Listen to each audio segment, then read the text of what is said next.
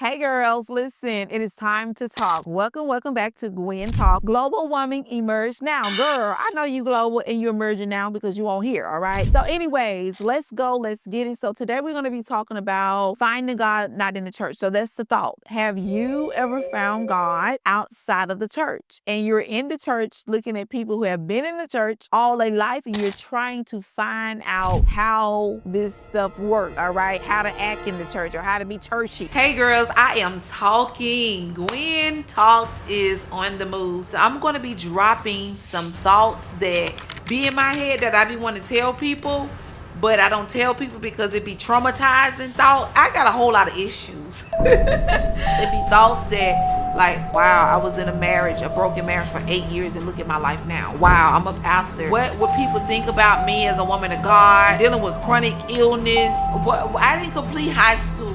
What about that? I'm a pastor, yet I feel lonely. I got millions of people following me, but I don't really have a life. It's lame, or I'm a lame, I don't know. But anyways, like comment GWEN Talks if you guys would love for me to drop my thoughts. And the thoughts is all about my life, my secrets, me being transparent, just things about my life for real, and just show up with these thoughts. What do y'all think about it? I don't know. So I want you guys to go ahead and like, subscribe. But listen, I found God when I was 16 years old. I knew God, but I had experience when I was 16. So I won't say I knew him, like I had a relationship with him, but I just had some type of inkling that he was real. I always prayed since the age of 5. I can remember I had dreams. I always used to talk to God, but I really didn't have that encounter or experience with God until I was 16. I wasn't raised up in the church. My whole family was Baptist, y'all. So but they didn't speak in tongues. They didn't believe in the Holy Ghost. Well, if they probably believe in the Holy Ghost because they'll say, when somebody get hot, they may jump or shout. They say, "Oh, girl, you caught the Holy Ghost. Get them out, take them to the back." But I don't really too much remember us going to church when I was younger. I remember going to church on Easters and like funerals, but I know that my mom, they'll talk about God. I believe in God, but they'll still be getting their drink on, gossiping, hanging out, doing their thing. Now I will say this disclaimer that I'm not talking about my mom. If you're watching, I love you, or my family. This is just my story. Listen, when y'all start talking about y'all stories, you already know your family, them, and everybody. You're gonna be on Channel 1 News at the woodwork saying, you got us out there like that. It is not like that. I'm just on here telling my story. All right. But anyways, I came from dysfunction. That's facts. But I know they may say, oh, I'm lying. But I'm just telling you that, make a long story short, I didn't come from a princely family, a princely home. I grew up in dysfunction. When I say dysfunction, I came from a household. My mom had to raise us practically by herself. My dad wasn't around. So my dad, even to this day, I love him. Yeah, he's on drugs, I'll say. So I'm praying for him every day. I'm praying for my mom also every day. My mom, I grew up her drinking, because she had her own demons. She had her own experience in her life. So I believe she was still trying to find herself too. So she drank. That's the only thing that she knew, to cope with things other than God, of course. But yeah, so that my life basic, I didn't grow up in the church, okay? Now, when I was 16, I had an encounter, I'll say. I had an encounter with God, and that moment changed my life for the rest of my life. Because before that, finding God or having an experience with God, before I had that experience with God, I was being molested or taken advantage of, letting anything go on in my life. Like, I was just a yes person. I was a quiet person. I was a shy person. I didn't know who I were. I didn't know who I was, I'll say. I didn't know who I was. Very shy, very quiet, very reserved, but I watched. I always just hold my head down. People would pick on me in school. I dealt with weight issues. I feel like I was fat, big, ugly, all of that. So that was how I was, and before had that experience, and plus dealing with incest as well. And I've also dealt with my own stepdad doing things to me in a sexual way. So, make a long story short, when I had that encounter with God, I literally saw Jesus for the first time in my life. I remember going to this retreat with a church that was affiliated. What's the name of the church? I'm trying to remember. Grace Outreach Church. Yeah, that was the name of the church. And they was going on a trip, and I didn't know anything about church again because I said I didn't. I just told you I didn't grow up in the church, right? So I thought that they may was going on a trip like to have fun to a mall or something. I didn't know. I just heard about the trip from my cousin, and I was like, I gotta get out the house. I need to go on this trip. So I went on the trip, y'all, and then that's when I had the encounter. I remember one of the nights we had to they had us to write everything down on the paper of everything, like all of the sins that we ever did or things that we could remember that was, sinful, like maybe having sex or smoking, things that we just wanted to lay on the altar. So they gave us a little paper and we checked it off. So yeah, I remember that night. I checked off all of the things that I could remember that I did that I wanted to just give to the altar, like lay it at the altar and give it to God. And then the next day, I remember it was like the third day they had a church, and it wasn't like a lot of us there. I don't think probably around about no more than 20 people.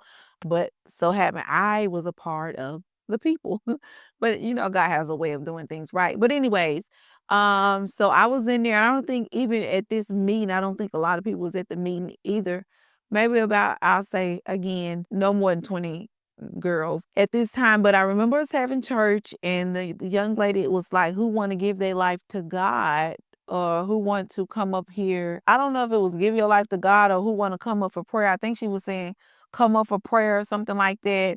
So I came up, I felt a pulling, but when I came up to the altar, I remember she was speaking in tongues. I ain't know nothing about tongues and all. I ain't know nothing about none of that because I wasn't going to church. So I don't know like what she's saying. I don't even think at that moment that I was even thinking about what she was saying. I just wanted God. I felt a pulling and a tugging. So I came there. I just remember I started speaking in tongues. And look, side note, y'all, the girl, she was my age. And also I had to go to school with this girl that was speaking in tongues.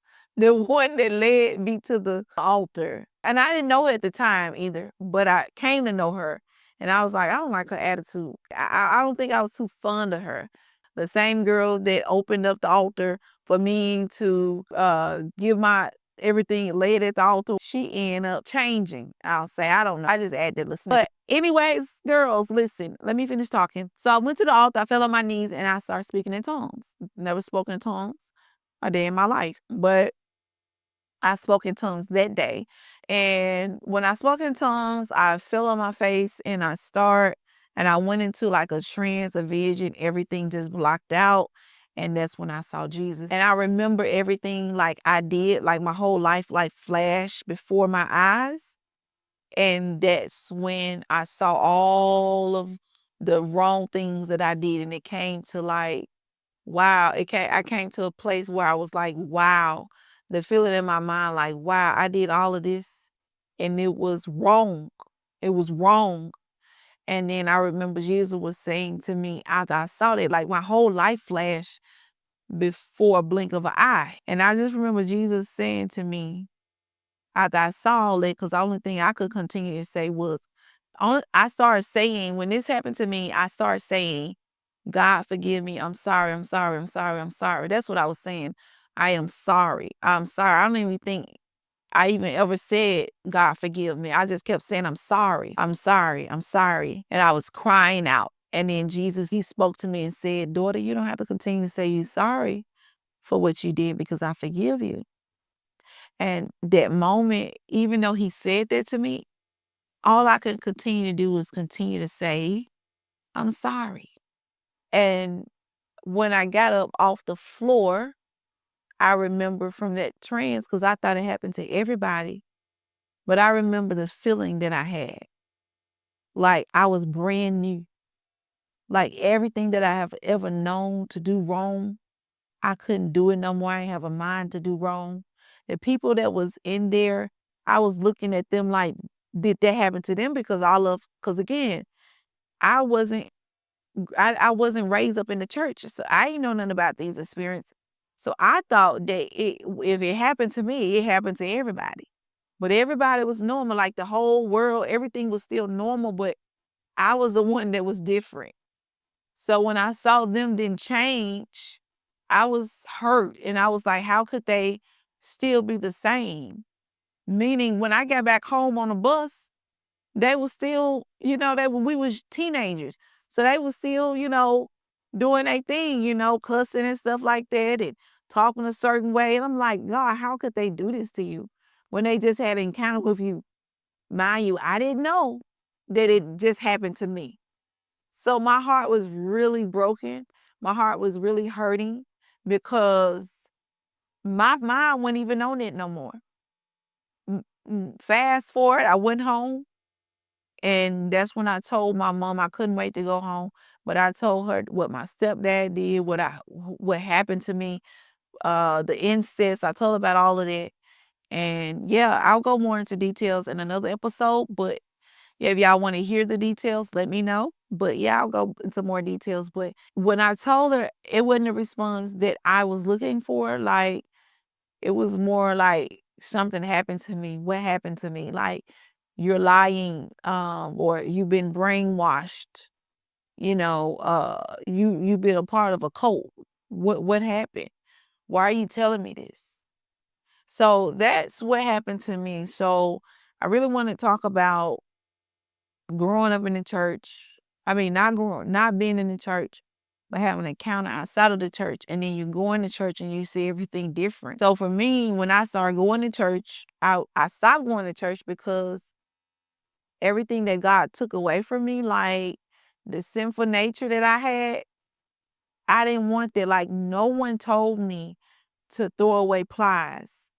No one told me to throw away books on witchcraft. No one told me to throw away all of the music that I had or all of the ungodly stuff. I went home and threw it away. I stopped watching or listening to Ann LaVille, rock and roll, and all this other stuff. I literally cut it off. And my family was like, really? You gonna be like this?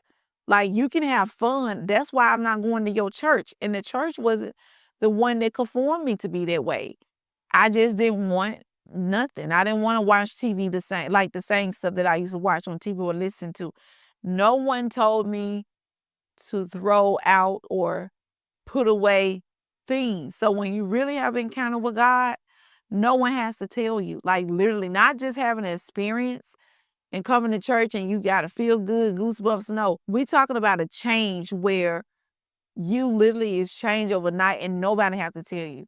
And when you go to church, that was the thing for me. Like, I love going to church. All I wanted to do was worship. But when I went to church too, I would see certain things. And that would cause me to be like, God, hold on. These people are not right because and I didn't know, again, I didn't know that. I thought that when people go to church, that happens to them and God cleans them up. So just think about it, was reversal to me because it was nothing for me to come out of something and then going into church and then I'm seeing people doing the opposite of what God did to me. So I'm like, God, how? But I didn't realize at the time that everybody didn't have an encounter. God just marked me to be a leader so that I can, walk the walk before people, right? And so that's what some of my experience. So anyways, that was some of my experience, guys, where girlies. That was some of my experience. So just wanted to tell you guys that even up to today, it's different for me. When it comes to church arena, when it comes to certain stuff, like sometimes question, like, how could they live a certain life? Like, how could they do their own thing and not be convicted by it? For me, I can't do what I want to do. Even if I try to do it, I'm very uncomfortable to do, any type of thing like clubbing and living another lifestyle. I'm not talking about anybody, but I'm just saying for myself, it is different. Like, I know me. I can't do what I want to do. All right. So that's that, guys. So I want y'all to kind of like get a feel of who I am, where I'm coming from. And again, thank you so much for tuning in to GWEN Talks.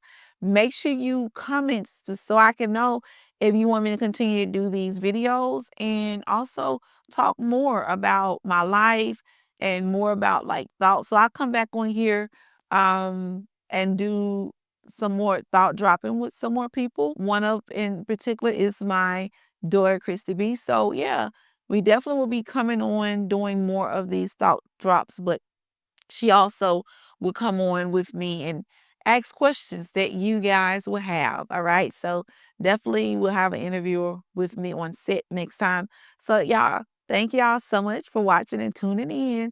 Until next time, remember you are a global woman that is emerging now. Remember that. And also feel free to follow me on all platforms, Facebook, YouTube, all of that good stuff, all right?